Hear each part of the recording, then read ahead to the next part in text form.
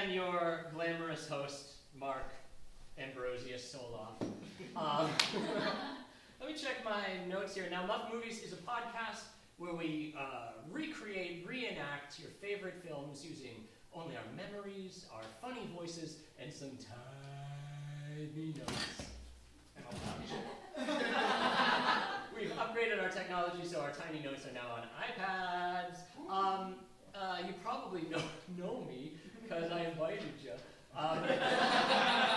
If you don't know me, I'm Mark Soloff. I am a local improviser. I do work with Otherworld Theater, which is awesome. Give it up for Otherworld! Where my Twi'leks at?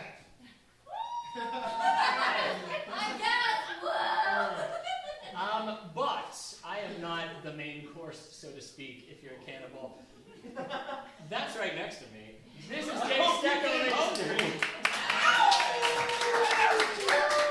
Dave and I came up together in the streets, not true. Dave and I, we did improv together like 9 years ago. Yeah, we were in a group called Damascus Steel. Dave, what is Damascus Steel? Yes. Oh, it is a combination of 15 and 20 high nickel alloy and usually a higher carbon steel, like a 4990 or something. Okay. Pressed with forging heat and usually twisted or adapted some ways to make a pattern. There you go. Whew. Welcome to the Star Wars podcast. Our tagline was the hardest steel on earth, I think is. For improvisers. Let me just dumb it down for you non-material scientists out there. Americans take it. So thank you so much for being here, all of you. And Dave, you drove all the way from Iowa this morning. Yeah, I made it. That's Murder squads and it's tough, but I did. The pterodactyls. Yeah. So typically when we record a Muff Movies, it's via Zoom, and so it's so cool to be doing it while not looking at each other. Muff Movies started 9 years ago. I used to do a science comedy podcast called Blastro Podcast. The OGs in the house. And Muff Movies was kind of a fun spin-off, and we discovered it was wildly more popular because people like movies more than they like science. So, here we are 9 years later doing our very first live show, and I'm very thankful to be here. I'm also so anxious. Now, let's get into it. Give it up for mental health issues. So I'm focusing in a little bit on time because typically when we record a Muff movie, it takes 4 to 5 hours. Phantom Menace is 2 hours and change, and we just don't have that long. So, throughout this retelling of the Phantom Menace, you might notice some scenes have been cut or shortened, or some characters have been removed. Sorry. Or maybe you're Wonder welcome. how that's going to shape up. Yeah. Now I want to talk to y'all real quick about PCP. That's podcast participation. Now many of you should have a Lando card in front of you. Yeah. Lando is just like bingo, except it's cooler because it drinks Colt 45. Chewy? Hit the hyperdrive. Never actually said by Lando Calrissian, but we like to say it. So yes, throughout Muff Movies is a predictable formula of comedy, so predictable that I can add things that we often say to the bingo card. If we say any of those things or do any of those behaviors, take your little off-brand Star Wars ink stamper and stamp it just like we're retirees having a great Saturday night together. And so if you get 5 in a row, that means it is Orlando. Orlando Bloom. Now, thank you. Thanks, Dad. So here's the thing, though. We are recording a podcast, and a lot of the things that are on there we will definitely say. So I'm anticipating a lot of Landos going on. So please hold your Lando yelling until the trigger word. Okay, this is going to activate you sleeper agents out there.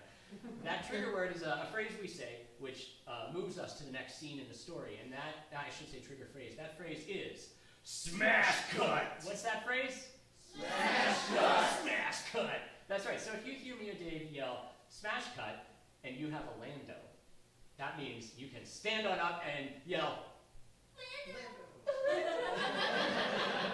Yes, that's right. You can yell Lando in whatever pitch you favor. I anticipate there could be several Landos at the same time, and it's dark here, so please don't get your Jedi robes in a twist if I don't call on you and you have Lando. I promise you, you will get a prize today, even if it's one of the shitty ones. Okay, great. Even more admin to cover. If you flip that Lando page over on his back, you'll notice the voice menu! This might be news to some of you, but some of the characters in the Phantom Menace have problematic voices. Since Dave and I are going to be doing all the voices, we thought, why don't we change that? And so we're giving some control, the levers of power to you, the proletariat. You kind of want to say, well, that was like 20-some years ago, but they knew better then. Yeah, they absolutely do. It was a mistake when they did it. So periodically, we will stop what we're doing, and we will ask you for a new voice choice for a specific character, at which time you will yell out your favorite character voice that you see on that menu. Let's try it out real quick, just a little trial. Voice choice! Awesome. So we get to pick. Yeah. Yeah, if you need to use the restroom, there's a restroom down there past the bar at the end of the hall. If you need to escape, there are emergency exits through the dressing rooms or back the way you came. If you need to go get a drink or whatever, feel free, absolutely. Just try not to make too much of a ruckus because it's a live recording. And you also have to buy an identical drink for Dave because he came all this way. It just gets even better the sloshier I get. Okay, Malort shot. Common misconceptions. Dave, are you ready for a space crawl? Damn right. All right, are y'all ready? I wore my Star Wars Arabesh embroidered jacket. And Dave, what does it say translated to English? Shoot first. I'm a real loose cannon over here. Come on. Okay. Sorry, ladies. I'm ready. Time ticks on apace, O spirit, and I grow weak. So let us begin our tale. Space crawl.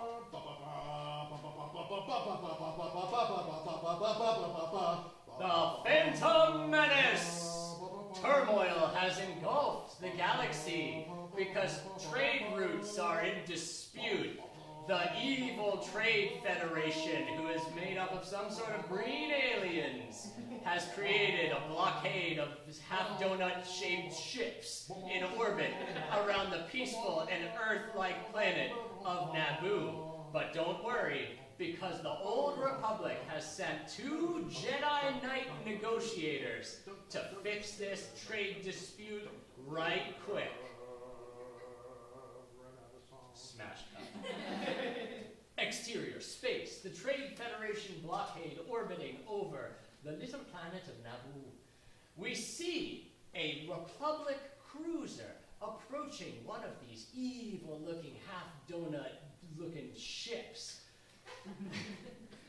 This is a Republic person's freighter 909. It's a Trade Federation requesting docking clearance. We're so glad you're here. Thank goodness. Yeah, come on in. You guys are great. You sound young. Yeah, I look pretty young. I don't know how old I am as an actor, but I look pretty young. Yeah. It seems like you're a ship captain that you're like maybe 11. Yeah, funny thing about the Star Wars universe is a lot of young people are put into scenarios that are very dangerous for them. You're going to see more of that later. That's the Trade Federation for you. Anyway, come on in. Coffee's hot. Okay, thank you. Smash cut to the conference room aboard the blockade cruiser. We see Jedi Knight Liam Neeson, a.k.a. Qui-Gon Jinn, and Ewan McGregor, like, looking pretty young. Yeah. I mean, Also like a child soldier. yeah, he didn't at the time because I was young, but now he looks pretty young. These Jedis pull the hoods off of their faces and reveal themselves to the camera, and we all get excited because they're celebrities. We see the silver protocol droid TC-14 waddle in with some sweet green tea, Jedi's favorite drink. Master, we have been waiting for several minutes for these Trade Federation people to come in and listen to us negotiate. Yeah, usually these things go way faster. Like they know we're Jedi, and I mean the alternative. I mean, there's an implication. You don't keep a Jedi waiting, is what I've heard. Nope. Guess we'll just sip this tea for about 5 more minutes and then just find out. Wait another 5? It's the Jedi way. Yes. Anyway, smash cut to the Trade Federation bridge. We see the evil Viceroy, Newt Gunray. Not Ray Gun. And the never forgettable Rune Hako. Not Dune Harkonnen. No, not Dune Harkonnen. Or Paul Arrakis. They are on a long-distance call to their best friend, the evil Lord of the Sith, Darth Sidious. Hey, wait a minute, I got an idea. Voice choice. So, I don't know if you guys are sensitive to this, but I feel like Newt Gunray's voice is like this horrible pseudo-Asian amalgamation of just like... Not since Mickey Rooney in Breakfast at Tiffany's has been treated to such disrespect. Yeah, so I'm not going to do the Newt Gunray voice. I can do the Newt Gunray voice, but I'm not going to do the Newt Gunray voice. He's not threatening you. He's just letting you know it's possible, but improbable. So who would you rather hear than the traditional voice? Bernie Sanders. Oh, I love you. My Dark Lord, it's me, Newt Gunray. I am a rampant capitalist and imperialist, as you know. I like to squash the little guy. And my evil lord, I've noticed that 2 Jedi have boarded my craft. This was much more than I anticipated. Your plan is foiled, basically, and we'll try it again in 4 years. So you let them on the ship? You didn't just blow them up when they were in space? No. So they're on the ship? They are on the ship. In fact, they've infiltrated the ship, you could say. None of us are Jedi. Most of us are very poor fighters. In fact, we're very bad at arguing. Am I turning into Christopher Walken? That's what happens when you get Bernie Sanders scared. Anyway, Lord Sidious, what should we do? Boy, the Jedi, they're just so unkillable. Kill them. Darth Sidious hangs up. Didn't pay the collect fee for the collect call. Long distance from outer space. I don't even know how collect calls work anymore. Anyway. Do we still have that poison gas button for the conference room? Yes, I will hit it immediately. Perfect. The dioxis gas floods the conference room. Smash cut to the conference room. Master, do you smell gas? Jedi breath! Jedi breath, go! They activate their force trick of holding their breath. 5 minutes later. Some doopy-looking security droids show up outside the death room and open up that conference room. You'd think we were seeing Phantom of the Opera at the Pantages Theater because billowing fog rolls out, and riding upon it are that timeless duo of Qui-Gon Jinn and Obi-Wan Kenobi. I thought that you were dead. What's happening? Yeah, for a bunch of computers, they're very slow on the uptake. Yeah. Hilarious stammering, followed by instant Jedi beheading. Wow! Yes. Qui-Gon Jinn has no compunction about ending the lives of sentient droids, and so they just zorch these droids a port. Which was unnecessary because young Obi-Wan Kenobi proves you could just knock them over. They're just off the board at that point. It's Yeah. chess rules. Yeah, Qui-Gon's a Luddite and he hates technology. So they're zorking and they're borking with their little lightsabers out, being boys. When Qui-Gon gets the brilliant idea, oh, the bridge is just across the hall. Let's actually use our lightsaber and cut the bridge doors open like a badass. Meanwhile, the trade delegates are like, do you think we just gave you like our top shelf droids off the bat? Those are like our easy level droids. We've got way better roly-poly bowling ball droids. Which is exactly what they're called in the movie. Send out the evil roly-poly bowling droids.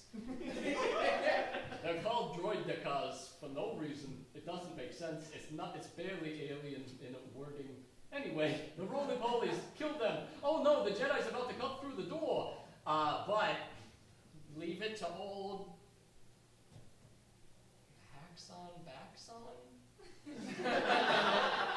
leave it to old Rude Hacko with a brilliant idea to close the blast doors, which a trade vessel has? I don't know. It's Star Wars. Everything's got to have a blast door. Yeah, they've got more double doors than Harry Potter. Oh, I got it now. That is a lifted joke from an old episode of Muff Movies. You stole humor for that? Yeah, sorry. Much respect. That was a high five for you listeners. Okay, so this is really cool. Qui-Gon's trying to melt through the doors with his hot lightsaber, but the blast door just makes it too darn thick. They don't have time. And the roly-poly death droids show up with shield generators. They got force fields around them. And machine gun hands that shoot blaster bolts. Blasters that sound way cooler than any blaster we've ever heard before. Yeah, and this is old technology for the Star Wars universe. So Yeah. things like declined technologically. They started to look like models and miniatures after this era. Anyway, Qui-Gon insists that they immediately cheese it for better cover. good idea, Master. Let's use the super fast Photoshop editing effect Jedi power that no one's ever seen before and we don't make mention of. Deploy slide whistle. They just like zoom, zoom, straight out of there like video game. Motion blur, smash cut.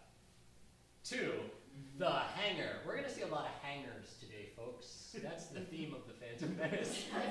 Qui-Gon and Obi-Wan drop out of the air conditioning shaft because HVAC is super important to these slimy Nevoidians.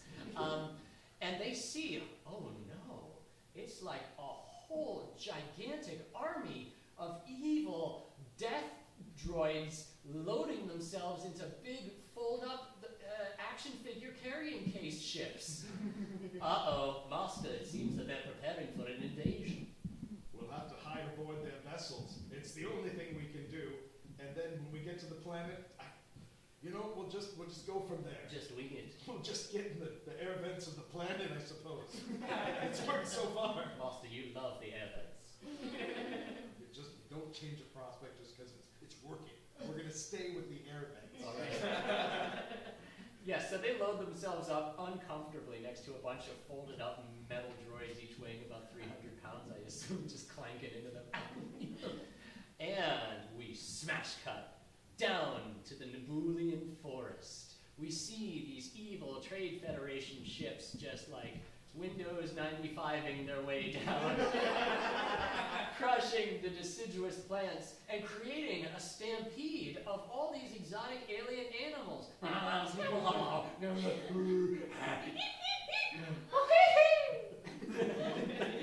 The Michael Jackson bird displaced from its native nest and Couldn't moonwalk faster. oh, R.I.P. sweet bird. And in their midst is the most horrible character that has ever graced the face of the Star Wars universe. It's a half man, half amphibian, Jar Jar Binks. It says, flapping its ears and waving about like it's a damn wacky inflatable arm guy in front of a car dealership. You know what? Voice choice. That wasn't problematic. Just right. It's a word more problematic. Bang. There's a voice we can all get behind. Yeah. Oh, real quick, let me do a stupid party trick for all of you. Who's heard of Meatwad from the Aqua Teen Hunger Force? Okay, cool. Who's heard of Gollum? Yeah. Not from the Aqua Teen Hunger. Okay, I discovered, well, in my laboratory, that there's a continuum between Gollum, Meatwad, and Jar Jar Binks, and that is you start with Jar Jar Binks, and you go, me love you more and more, and then if you lower it down a little bit, you get Meatwad. And you go, can I go swimming? And then if you lower it even down further.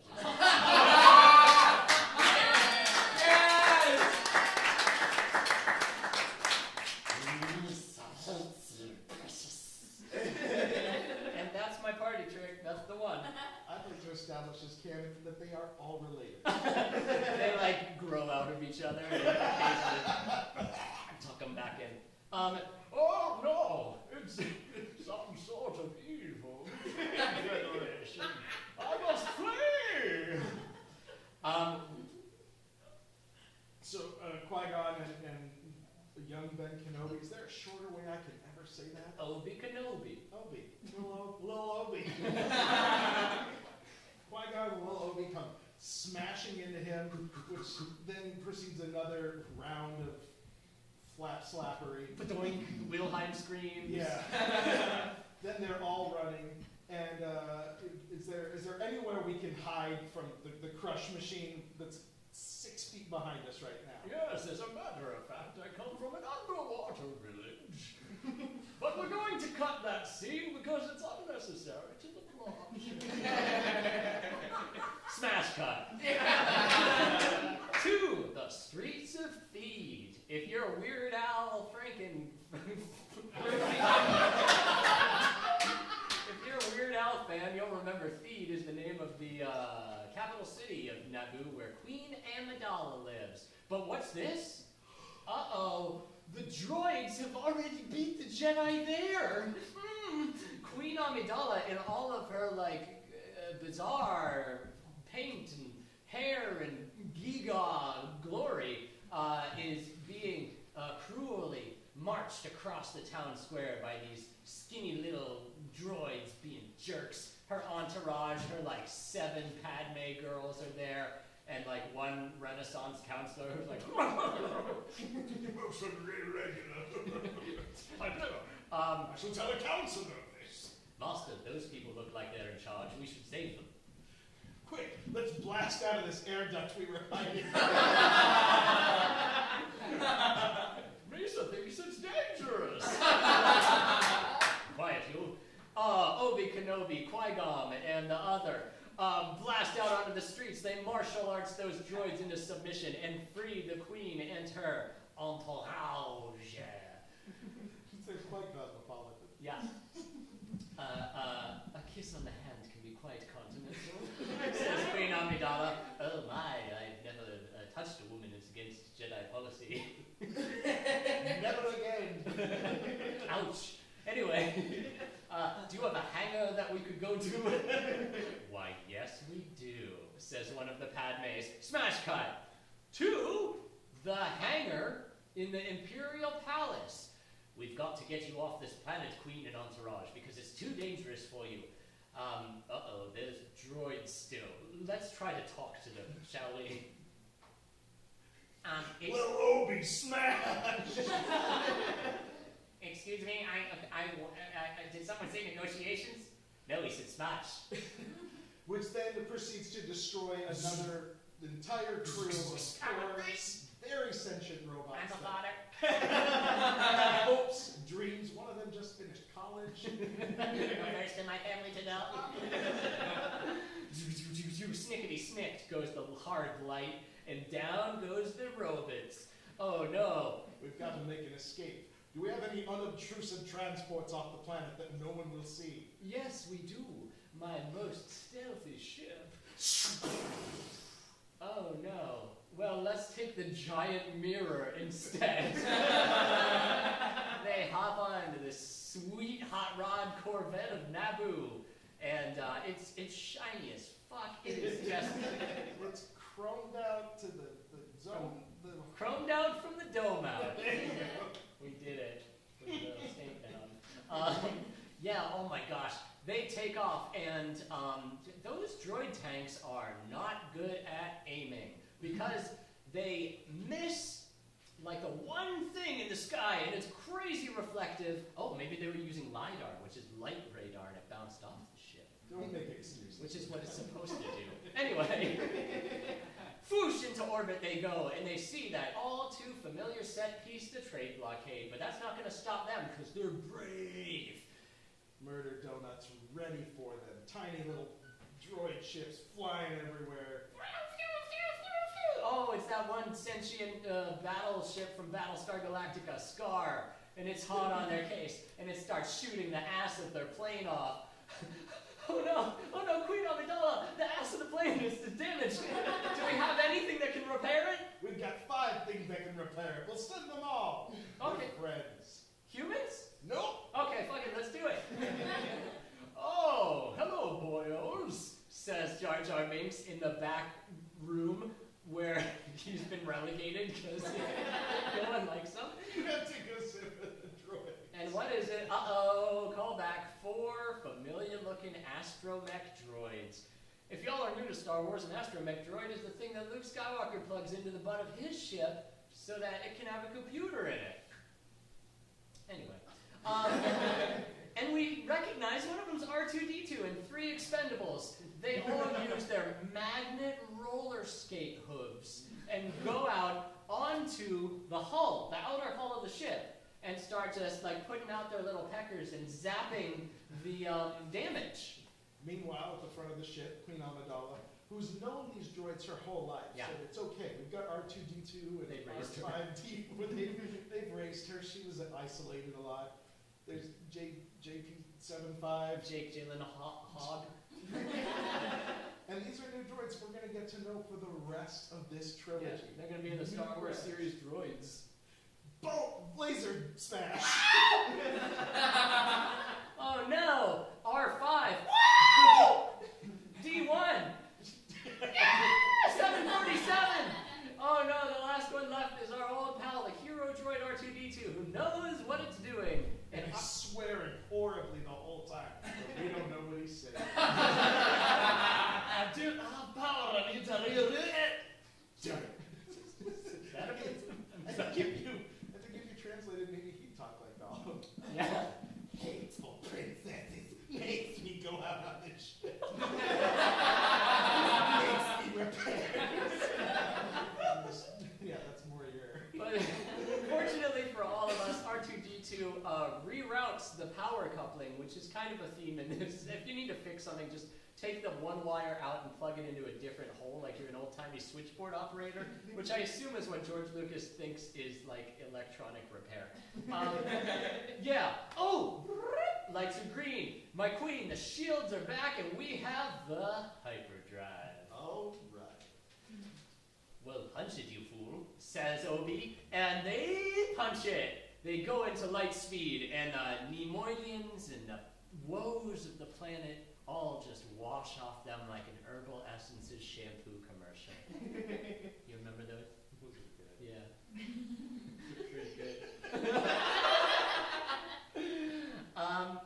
My queen, says the pilot. We have 2 options.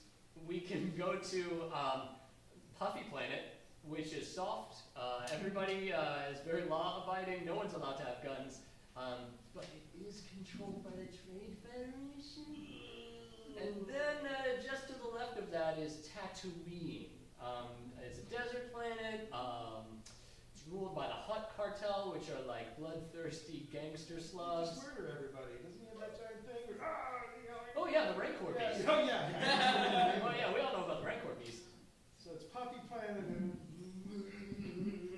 Stop everything, says Liam Neeson, putting his hand firmly on Queen Amidala's head, like a big stern jerk. We're going to Tatooine, because the Trade Federation will be looking for us there, and I love gangs. Oh no, my skin's going to dry out. I'm an amphibian. Said Jar Jar in a closet now devoid of droids, but there's no one to hear him. He's just been eavesdropping to the comedy.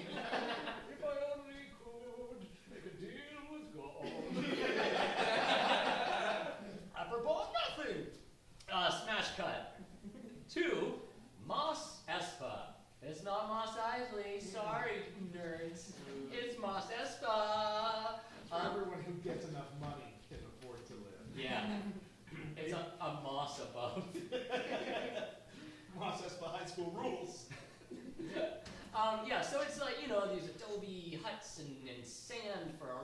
and like all sorts of weirdo aliens and freakazoids and gonk droids and various dewbacks and other action figures. And we see Qui-Gon Jinn, Jar Jar Banks, and Padme, air quotes, also known as Queen Amidala, but they don't know that yet. Even though they're freaking Jedi who can read minds, they're like, let's take this handmaiden. I'm sure she can handle herself in a scuffle. And it turns out she can. Queen It's too dangerous. She can't go. But I wanna. Let her go. Ding, ding, ding. They see a small used spaceship parts junk store. They don't want to go to one of those big box stores. Heck no. Because there might be a Trade Federation employee working there. They're like, we got to go off the grid. I know a guy. And so they walk in, and fluttering in the entryway, the most beautiful angelic flying alien they've ever seen. It is the blue, small pachyderm trunked, filthy, junk dealing, swindler, con artist guy who just licks doorknobs, Watto. He's got a lot of like 5 o'clock shadow, which implies that there's a beard version of him in the room, which is far worse. I want to see Hospital Watto with that beard going on. Oh, my wing. And speaking of that voice, which I can do but am not going to do, I find Watto to be a problematic character. And if we do his voice, it's going to grind ours into pulps. So, voice choice. Who do you want to be Watto? Football coach. Football coach. Damn right. Strap in, folks. Excuse me, I'm Qui-Gon Jinn. Put her right there, homeboy. What can I do you for? Y'all look like you've been here, hard put upon. I got a lot of parts. You've got a lot of hearts. We're ready to win this for you. What can I do for you? Thank you, sir. I don't mean to trouble you. We just need some parts for a hyperdrive engine. Ho, ho, ho! Whoo! Well, you just go right to the top shelf, don't you? Yeah, Hyperdrive engine. Yes, I've got a sweet tooth for hot rods, I suppose you could say. Yeah, boy, don't I know. I got me a cavity from there. Oh. Why are you showing me the inside of your mouth? Well, you gotta lift up my proboscis. Okay, wow, that's a snap. Anyway, I can pay you in Republic credits, which I am just... Well, a pile of parts and a $50 get you a cup of coffee with Republic credits. Huh. That is to say, we don't truck with Republic credit. What, do you use bottle caps? Well, you see, we don't have a trade federation on this world, so your Republic credits. No, any other world, most other worlds. I mean, like, you been to Puffy Planet? I consider They it. would love to take your Republic credits. Oh, boy. But no, we're more of a take it as it come huts, feed you to our giant beast sort of people. So what you got for trade? Oh, for bartering, not much actually. You know what? Maybe we can take our business elsewhere, and I don't know. Maybe I can gamble or something. No, if you don't have much of trade, that's fine, because I do not have much to give you, because that is how a business operates. Is this your first day, genius? You know what? I didn't want to do this. I feel really bad every time I do it, but I'm just going to wave my hand in front of your eyes and say, Republic credits will do fine. Except that won't. No? Wave again. They will. Oh, ladies, hey, Jimmy, come on out here. We got us a fancy guy like the way his hair around. What do you think you're one of them freaky Jedis? It don't work on me none, son. I've heard it all. I've smelled it all. Hello there, Coach. I've never seen a Jedi in the flesh.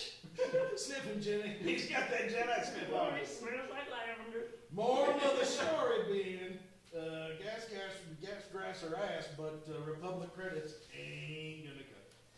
Okay. Well, Do you have any grass? do I look like I have grass? Do I look like a hippie to you? Never hurts to check. I do. Okay, I'll just figure my shit out in your lobby. Thank you for your insults and your amazing imperviousness to my force training. Pleasure wasting time with you. Sorry I couldn't use your mind tricks to take advantage of someone. Speaking of taking advantage of someone, welcome back into the main area of the store, Qui-Gon Jinn. Look at what I've found, a tender boy. Perhaps we can recruit him to be one of our soldiers. Excuse me, Jimmy, get in the back. That's Anakin, that's my other boy. Hi, I'm Anakin Skywalker. Pleased to meet ya. You've never seen foot speed on a kid like this. I mean, he can turn on a dime. He will break your ankles. You ain't never touching him once he gets involved. Hoorah, breakdown. Is that what football people say? Are football Marines? I don't know. Anyway, Anakin Skywalker, the cockiest 3-year-old you've ever seen. It's just like cleaning carbon scoring out of shot glass or whatever. Hi, I'm Anakin. I work for Watto. He owns me because owning a human being exists in the Star Wars universe. Not cool, but you know, it's the 90s. Couldn't get away with that on Puppet Planet. I'm glad you guys are here. He's plucky. Yeah, anyway, Watto's just fattening me up until I'm juicy enough to harvest. But for now, me and my mom work for him, and he controls every aspect of our daily lives. But I'll tell you what, someday I dream of being a great person of note, like a starship pilot, or like a fascist dictator who chokes my coworkers with magic. Hey, Anakin, tell him your mom's name. I swear to God, it's like somebody just had to make it up on the fly. Tell him your mom's name. Well, my mom's name is just a normal name. Her name's Shmee. Shmee. No, it's His name's Anakin. It's got like 15 syllables, and his mom's just like a sneeze sound. Yeah, it's a real Ricky Tikky Tavi scenario. Wait, is that it? No, that's the mongoose. Anyway. Don't you go quoting Kipling in my shop. Oh, I see we have a literature professor on our hands. Anyway, yeah, I love pod racing, which is part of the gambling scene. And I hope we see you guys again in our store. Okay, bye-bye. Ding, ding, ding.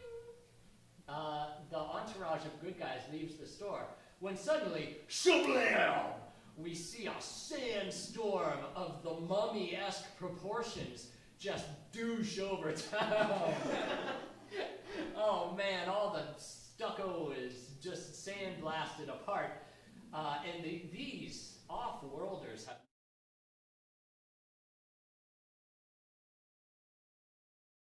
Never make it. We need someone plucky to offer us shelter.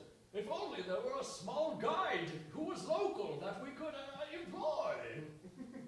Oh, Anakin! Anakin pops his 2-year-old head out of the window. Hey, there's a sandstorm, and when that happens, the great Shai Hulud will surface and rend us all asunder. You need to seek shelter. Here, hold my hand, and I'll take you back to the Skywalker residence, which Shmee owns. Take Shmee on. Yeah, sounds good. Okay, they'll take this charity from the child. Anakin leads them back into the tiny daub and waddle hut of the Skywalker fam. A lot more daub here than I expected. Sorry to be a burden on you. Oh wait, I'm in the ship. Woo! Qui-Gon Jinn and Co. enter behind Anakin, totally freaking out Shmee because this is a crime planet, and a grown man, a crazy-looking alien, and a handmaiden who can handle herself in a knife fight come in behind their son. I offered them help. And dinner, even though we're both slaves. We've got extra, right? I guess I'll scrape some more off the ground. Fade white, too, dinner. Shmee is just lobbing out globs of slob, and they are sucking it up like gracious guests. Best scrape I've ever had. Yes, you never got stuff like this back on Naboo, Jar Jar says, and then flicks out his hideous, horrible tongue to consume the final fresh piece of fruit on the planet and swallow it whole. Delicious! Qui-Gon said I could have stopped that, chose not to. I was gonna like Daniel side just grab it, but I'm not touching his tongue. I'll buy you another orange or whatever that was. I've heard that apple seeds are poisonous, so I'm really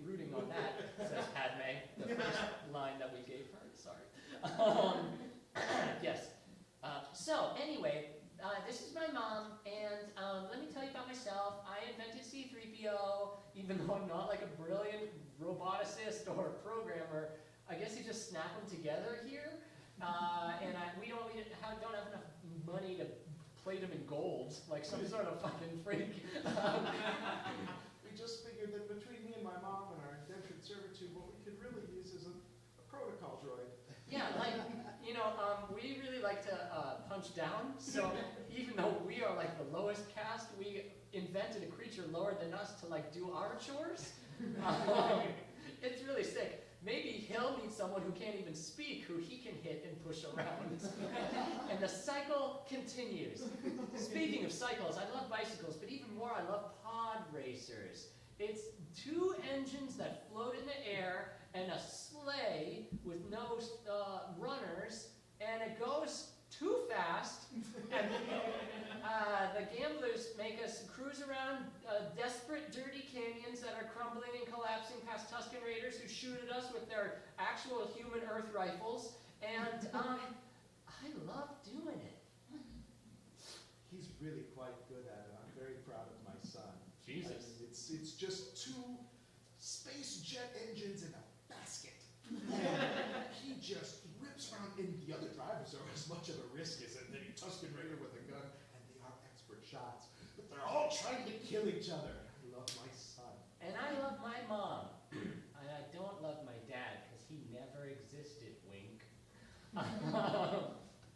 Foreshadowing. You know what? I'm tired of this voice. Voice choice, Anakin Skywalker. Jimmy Stewart. Fuck! Just kidding. You see here, you get my pod race. It's the most exhilarating thing you'll ever ride. You get these other racing. They get too damn close to you. You push them off. You never give up. That's what I do. I just try to keep my stiff upper lip. That's what I do. Well, that's very brave of you, Anakin, says Qui-Gon Jinn. Noticing the time, he extracts a sample of Anakin's blood, processes it, looks at how it's spiked to the midichlorian level, which is force isopods that exist in all of us. Holy shit, this kid is like Jesus Christ. I gotta take this guy under my wing somehow. Oh, I met this fella today down in the shop. He needs some of my blood. Turns out I'm something special. You are something special, Anakin. Which is why I've decided, as your mother and legal guardian, to enter you into the death race so that you can win prize money and this nice, maybe Jedi man can finally get his ship off the planet. Woohoo! Whoopee! I'll finally get out of this one-horse town. No, you're going to stay here. Wait, what? Yeah, I didn't make any side bets. That would be up to someone else who doesn't have legal custody over you. Well, I'm going to see about that. I'll talk to my new friend. He's got some of my blood. In the interest of time, smash cut to the pod race. There's still no Landos? Or y'all just being polite? We're so close. Holy shit, I made it too hard. Look at this bounty. Right, so, pod race. You all know the pod race, and I know your favorite part. It's the two-headed alien voiced by notable Whose Line Is It Anyway improviser, Greg Proops. Right? Any Greg Proops people out there? Woo! The British Whose Line, not the American. And he's doing his best to not be Greg Proops and be some sort of Casey Kasem-esque, whoa, that little human is out of his mind! You can't take the proofs out of Greg. No. There's no technology for that. Sorry, George Lucas. Yeah. So, because time is running very fast, I don't know why, we just tangent the whole movie. The whole time. You know how it goes. There's all sorts of weird aliens, Quadraneros, the Noid, Julius Shizor, C-3POS, Pterodon, and X-27, the rock and roll droid. And Sybil and Bob. Everybody. Boba Font. Bob Offet. Manjo Lorbian. Huddest the Job. They all jump into their pod races, which immediately explode because of Sebulba's industrial espionage. What's your tobacco? Listen here, we're not quite bipedal free. We'll win this one, I swear.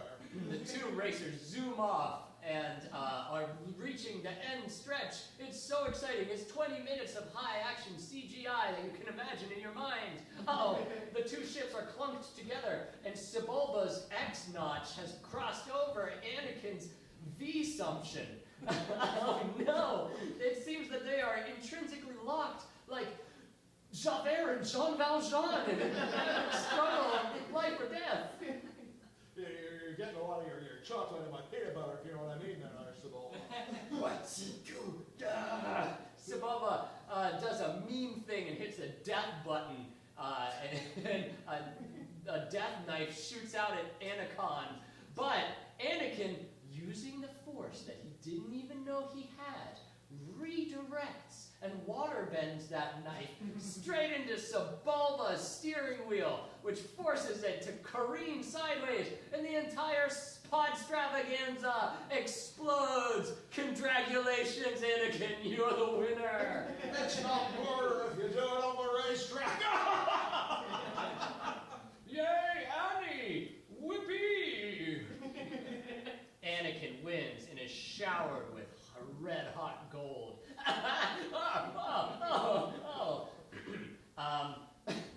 Just then, Qui-Gon Jinn grabs Watto by his snout. Hey, remember the time I told you that if this kid wins, I get to take him with me?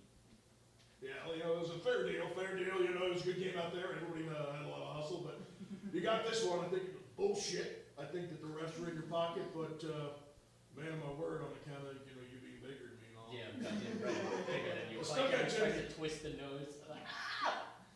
That stinks. Take it. You just get the hell out of here. Alright, Qui-Gon leaves with his pocket full of weighted chance cubes, because they don't have dye. They have ships, they don't have dye.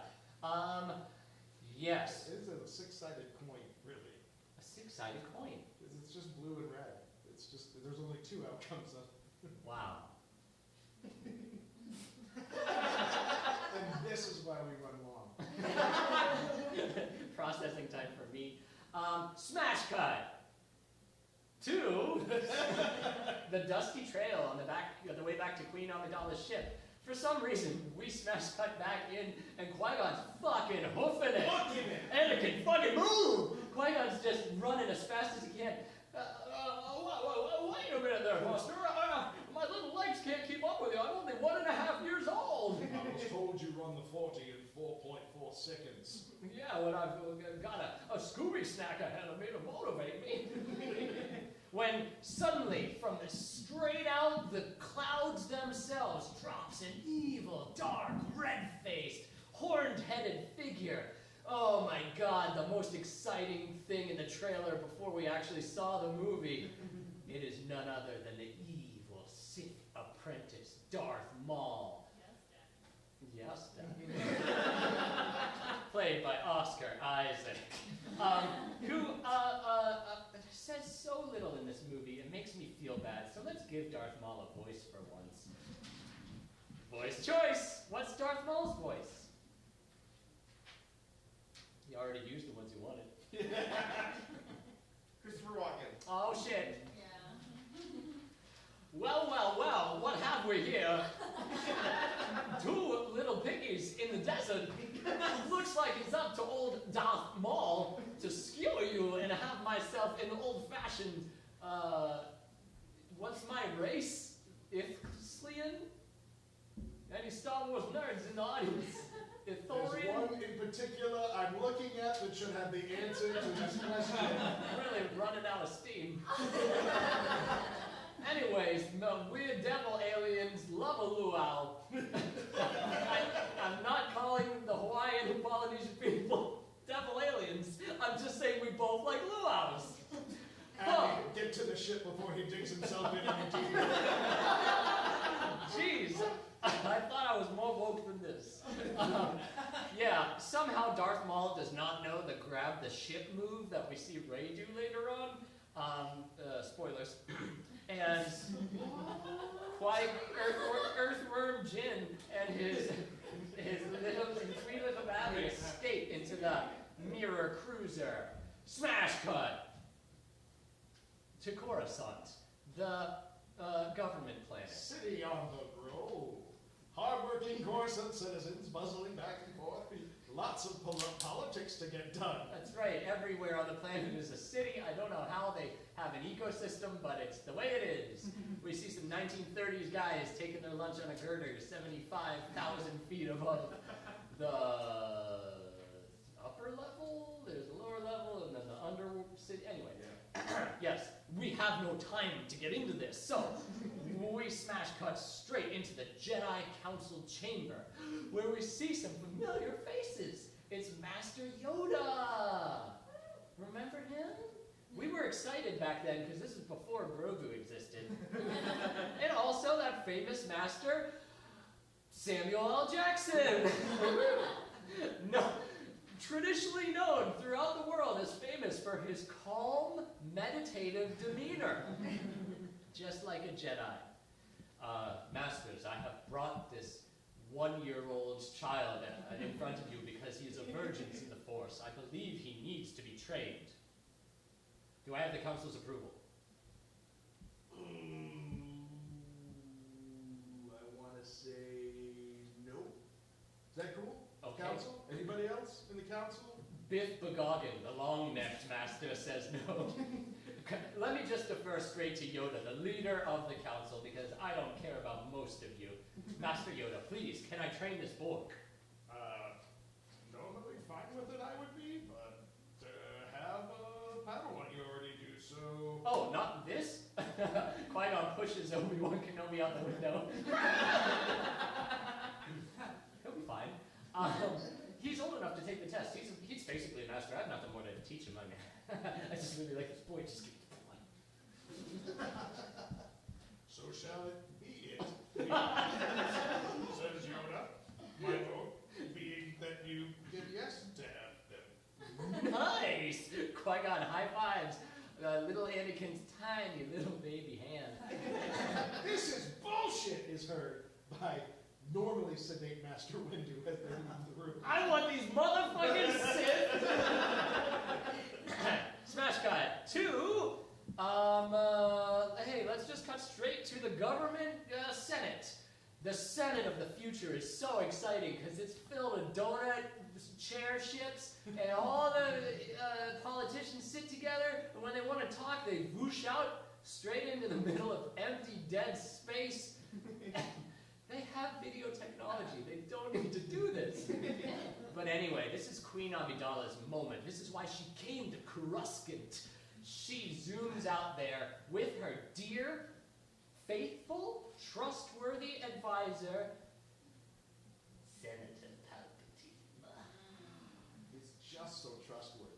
I am going to give you advice, my queen.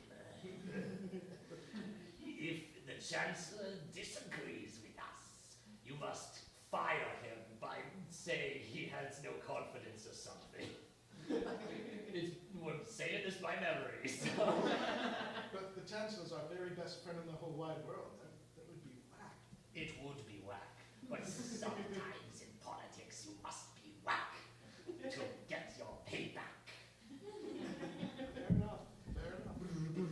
The Chancellor zoops out to Queen Amidala. Queen Amidala, you have the floor.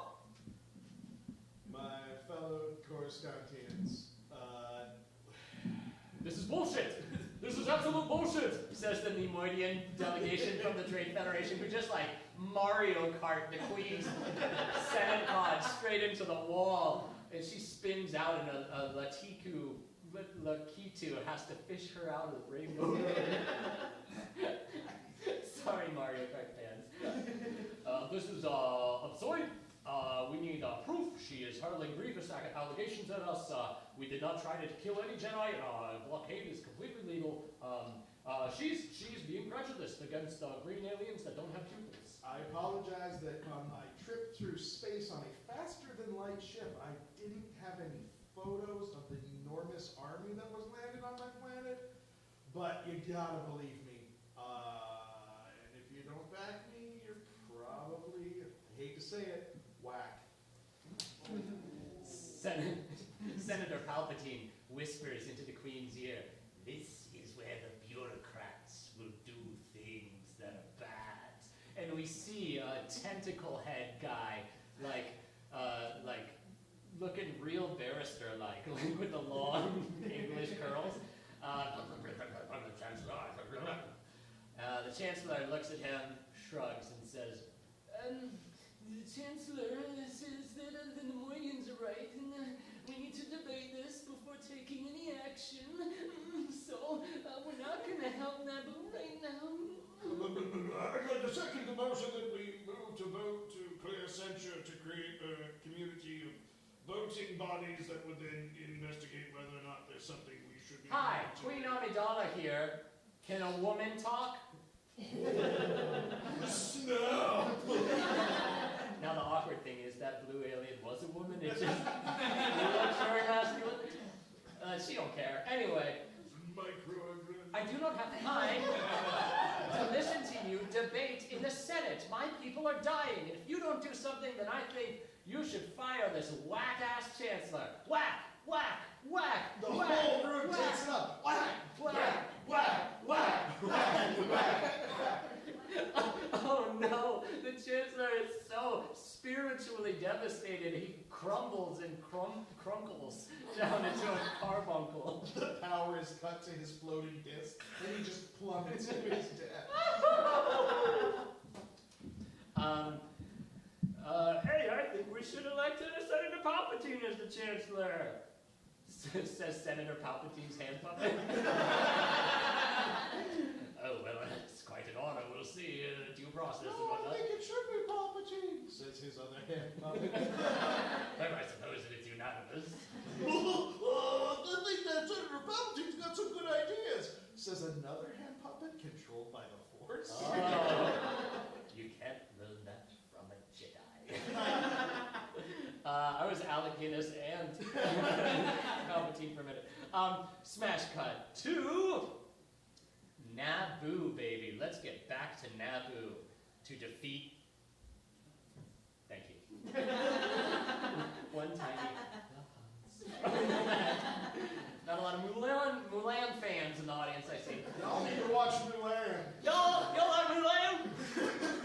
What about that girl dress up? Anyway. She's kicking ass. I don't say I thought it was power. Speaking of kicking ass, I was going to cut this scene, but we have 17 minutes left, so let's luxuriate. The Gungans had a secret army all along. No wonder the Nabooians were suspicious of them. The Gungans have a grand army of funny little bouncy ball balloons and Dino Riders all along. dinosaurs that look uncannily Gungan, which makes me wonder, as I posited over lunch earlier, are the Gungans riding like the previous evolution of their own species into battle? Is it like us riding gorillas into war? Which I said, you could ride a gorilla into war. It is the only thing we would ride into war. Yeah. There wouldn't even be tanks. Just better and better gorillas. Out Hannibal. Oh. I'm talking about the historical one. Come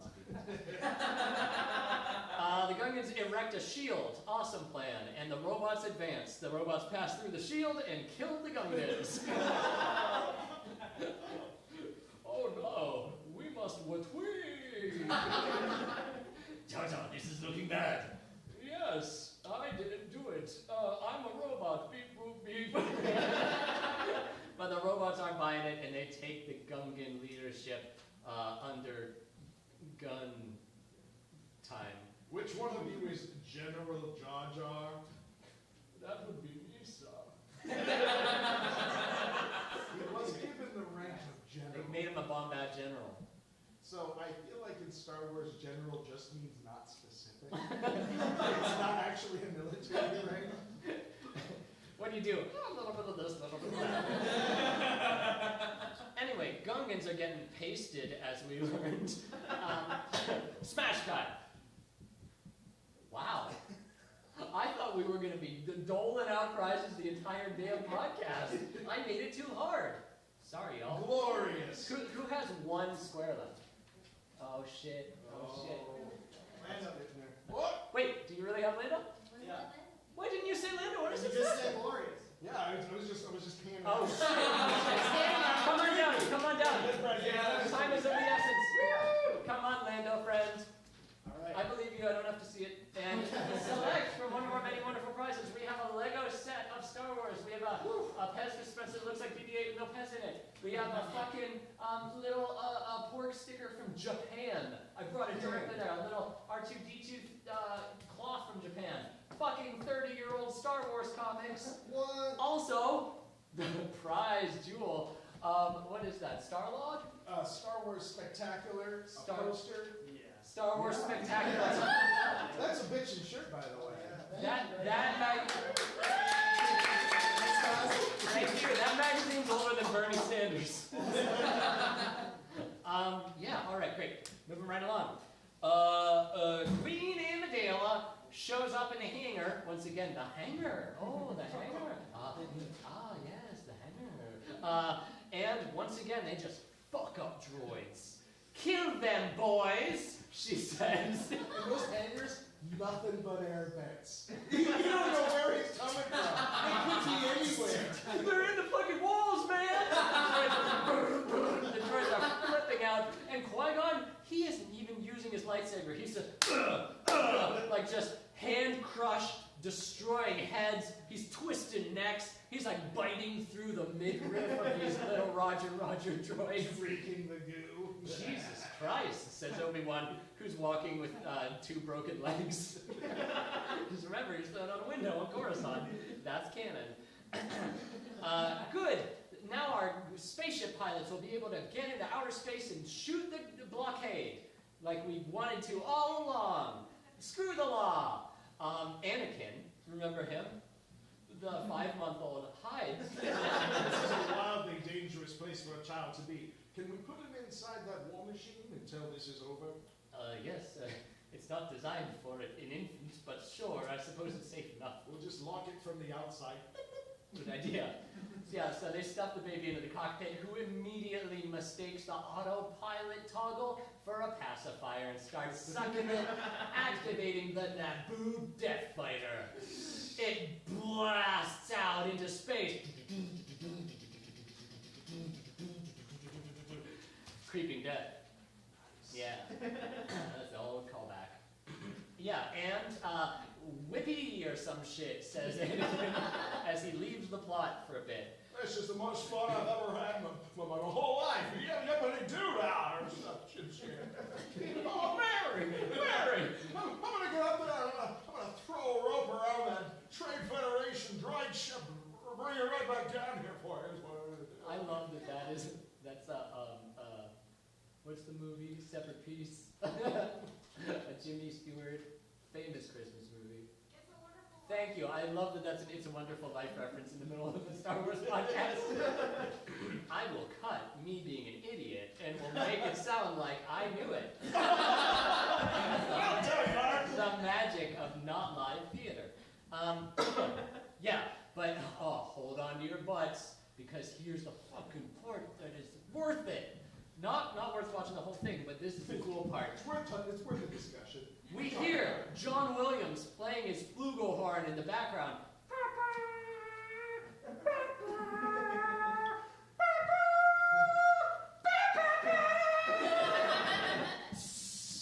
The Dumbledores open, revealing none other than Darth Maul. The second most Darth son of a bitch you've ever heard of. I told you once, you son of a bitch, I'm the Darth that's ever been. Oh, Darth Maul ignites his lightsaber.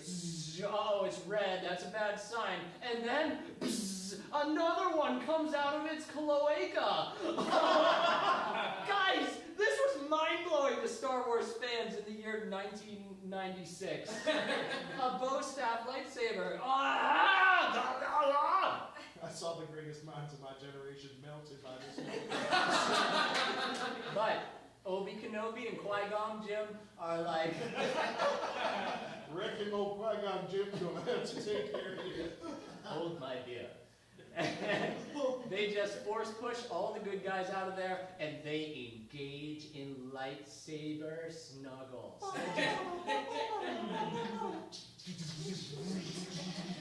This will go on for about 10 minutes, so if you need to go to the bathroom.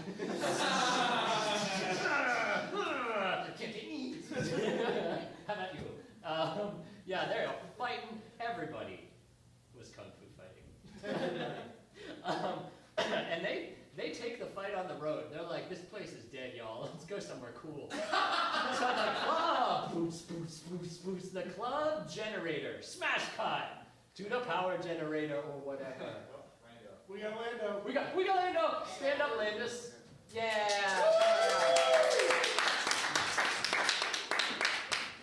Yes, please select one of our wonderful. Yes, it's his house. It's his house and Luke and Obi.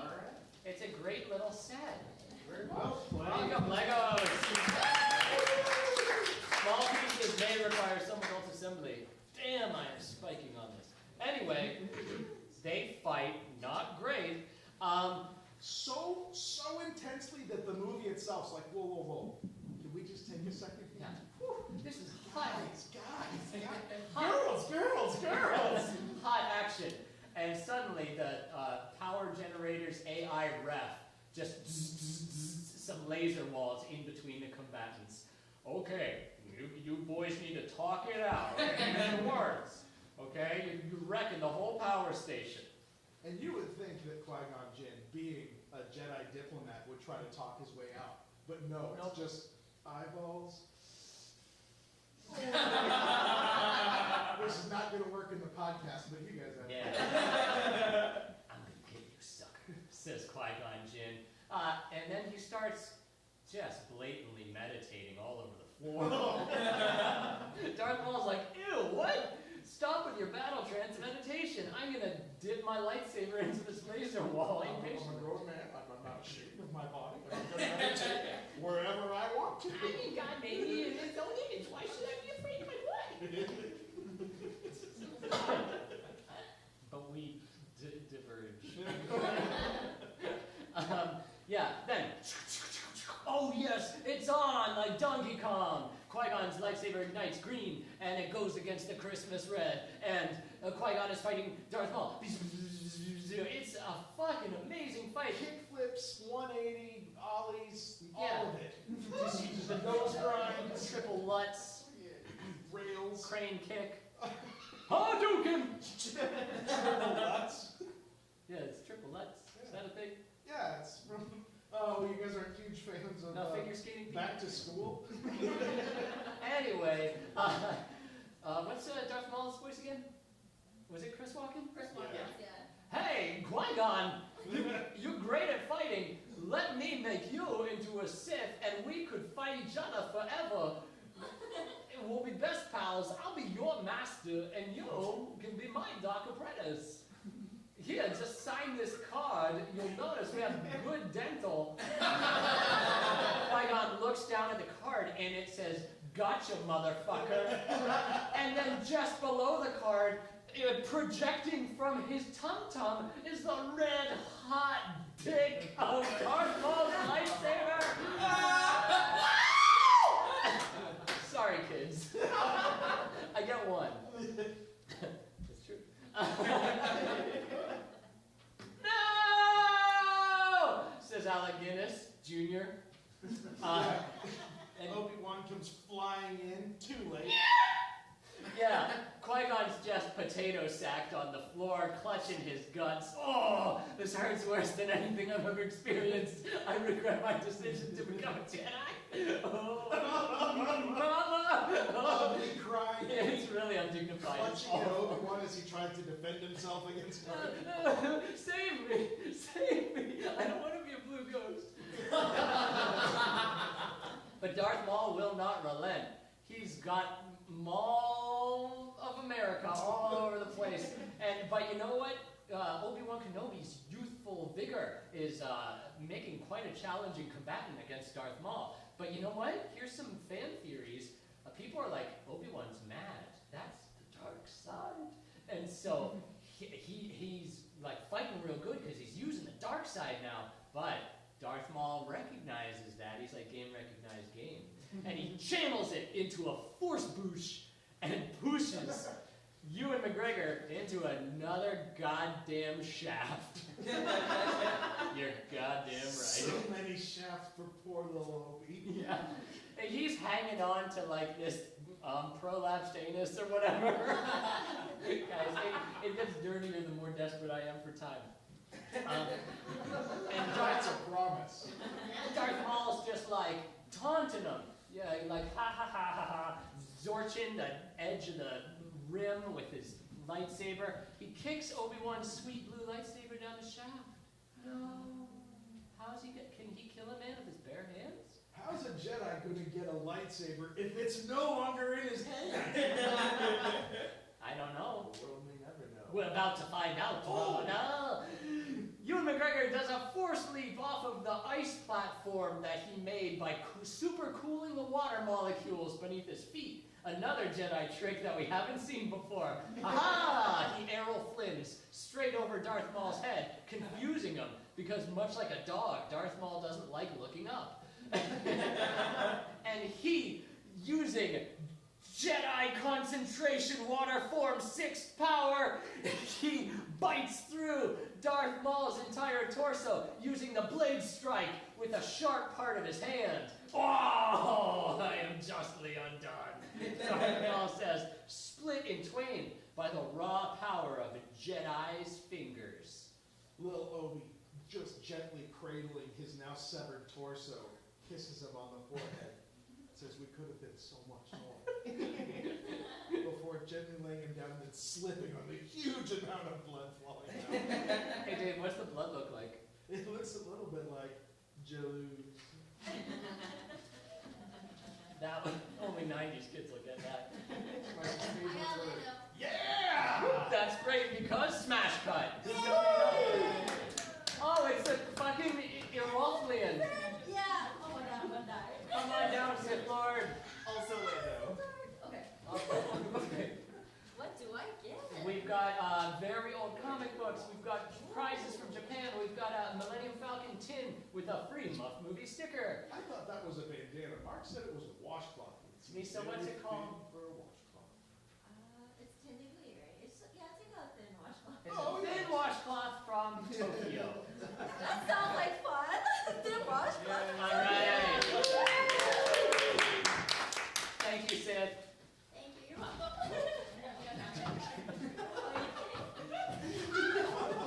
Use your force balance. Yeah. There you go. I'm good. When you guys win Lando, you'll feel the same way. Yeah. It's overwhelming. Drunk on prizes. Yes, so we cut into the orbital blockade, and we see, oh no, 3-month-old Anakin Skywalker just like, just slapping buttons. He's thrown up all over himself, Oh. just slapping whatever he can. I'll spin, that's a good trick. Whippy, he says, and like, is truly protected by the Lord above because he's gently lowered into the hangar of the droid control ship, the biggest, toughest ship, and a friggin' child got in there. His Well, he did spin at one point, which he did a do barrel roll. It's a pretty cool move. Yeah, Yes. that's a good move. I forget how Anakin was voiced again. Jimmy Stewart? I don't know. Yeah, I think is he... No, this is pod racing. Anakin slams on the photon torpedo button, and it totally immolates the droid control brain. Oh no, I was a sentient being. Oh no, fire! Me hate fire, says the 1-month-old cave boy. As a robot shouldn't feel this, but it burns. Oh god, it burns. Anakin somehow unflambees his ship and triumphantly flies out of the exploding bad guy ship. Da da da da da da da da da da da. Yee-hoo! Everyone cheers for this child who's murdered at least 50 people back now. Yeah, Dave pointed out to me earlier, there's droids on the ship, but there's also life forms. Yeah, they try to make it. Oh no, there's people on there. There were people in it. Yeah, just wait till part 2 with the Tusken Raiders. Smash cut! Lando! Oh, come on up, Lando! This is adorable. Yeah, baby. Yeah, at this point, people have started really scouting out what they're into. Yeah. Jono, you're gonna notice I smuggled some Muffed Movies magnets into that one. Yeah, keeping your report card on your fridge. Smash cut. Oh, the enemy army, just all the droids just The start. Windows 95 field. Yeah. Screensaver. Do-do-do-do. Oh, says Jar Jar Bane, pushing one over. Its head falls off. Why? Why are their heads like magnetically connected? They're all brokey. Jar Jar's so strong, he just proceeds to keep hitting the already deactivated droids, telling people how strong he is. I will break you. And he does. You merely adopted Naboo. Smash cut to the city of Theed. Oh, it's a beautiful day for a funeral, everyone. And we see Qui-Gon Jinn has not ascended to the blue ghost realm. He's still a dead bag of meat. Master, quiet. This is your own funeral. Yes. Don't hurt me. Quiet. Obi-Wan turns on the heat. The hot flames totally immolate Qui-Gon Jinn's body. And Yoda and Mace Windu watch on giggling and snickering to each other. Good food. Excuse me, Master Windu. They killed an evil Sith. Do you think it was the Master Sith or one of the, employee Siths? Motherfucker. Is his entire response. Oh boy, this guy, the whole way here, kicked all those snakes off the ship. Yes, while the two Jedi Masters, experts in the Force, readers of minds, debate which of the Sith they killed, Chancellor Palpatine stands right next to them, twiddling his bony fingers, looking at the burning body of Qui-Gon Jinn. Sorry, I have allergies. As black pitch bubbles out of his Yep, an old Naboo tradition, allergy season. Yeah, everybody's real sad. Until smash cut. The next day, the Peace Parade. Yay! No Landos? Oh, it's not a Peace Parade without a Lando. Oh. That's okay, because it is almost time. The Peace Parade is going. Chewbacca's there. Princess Leia puts a medal on him. Send home the war dinosaurs. Bring forth the bass drum dinosaur. Yeah, a marching band of Gungans is playing, and they're feeling themselves, not sexually, just like, you know what I mean. Some of them. I'm polymorphically perverse. You saw those World War II pictures with the sailors got off the boat? Yeah.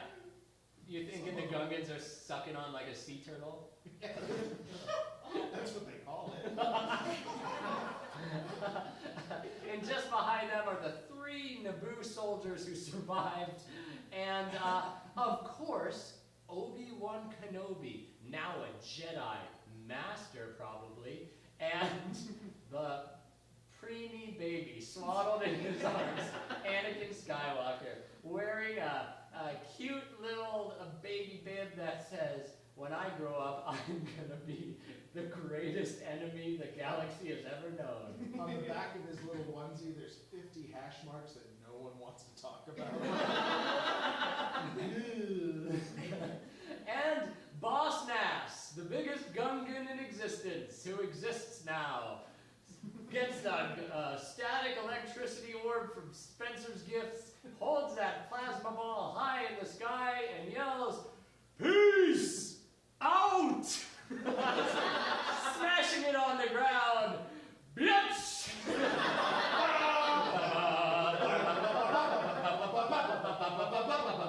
This has been Muffed Movies! Ladies and gentlemen, we are heroes. Thank you so much for coming out to Muffed Movies. I've been Mark Soloff. Dave Stacko. You've been you. Thank you so much. This means the world to me. You've been awesome. And please see the rest of Otherworld Star Wars themed shows tonight, especially the 10 o'clock one, the Star Trek one, because I'm in that. And people in the room are in that as well, via an android. Bald one.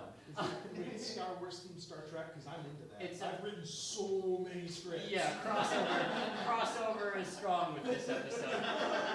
So yes, please support Otherworld Theater. If it weren't for them, I wouldn't be up here doing this. On the back of your Lando card, you'll see a disgustingly large QR code. Did you see it? Can you see it? If you liked what you saw and you had a good time tonight, please consider becoming a patron of my show. It helps me financially to a tiny extent, and you get some extra things. That being said, speaking of extra things, we got a fucking shitload of off-brand Star Wars twisty straws. Everybody in the room's getting one. You can also keep your ink stamps. Please keep them. Please don't stamp up the theater. And you can like rip each other apart for these Star Wars memorabilia. Thank you, everybody. Good night.